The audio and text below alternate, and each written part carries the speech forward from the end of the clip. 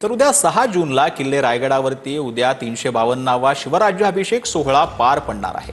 शिवराज्याभिषेक सोहळ्यासाठी राज्यभरातून शिवभक्त जे आहेत ते मोठ्या संख्येने रायगडावरती दाखल झालेले आहेत।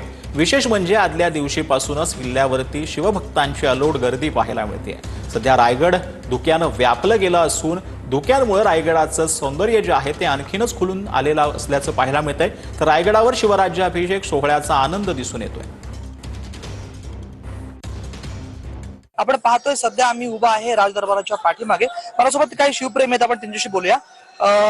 मॅडम, नेमकं काय सांगाल? महाराजांचा राज्याभिषेक सोहळा संपूर्ण होतो आणि आपण या ठिकाणी आलेला आहात। हे वातावरण म्हणजे स्वर्गापेक्षाही म्हणजे आपण म्हणू शकतो की साक्षात स्वर्ग ते आम्ही अनुभवलं। खूप ऐकून होतो की स्वर्ग स्वर्ग स्वर्ग, पण हे स्वर्ग आम्ही साक्षात अनुभवतोय। खूप छान वाटतं इथे येऊन। आपण या ठिकाणी पाहू शकता राजदरबाराचा हा मागचा परिसर आहे।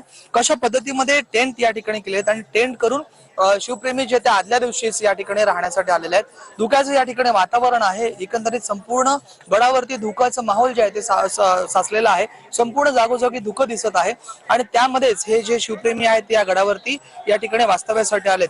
छत्रपती शिवाजी महाराजांचा 352वा राज्याभिषेक सोहळा जो आहे हा किल्ले रायगडवरती संपन्न होत आहे आणि त्याच निमित्त हे शिवभक्त जे आहेत ते किल्ले रायगडवरती एकंदरीत दाखल झाल्याचं चित्र जे आहे ते आपणास पाहावयास मिळत आहे। व्हिडिओ जर्नलिस्ट याकूब सैयद, राज वैशम पॉइंट, TV9 मराठी।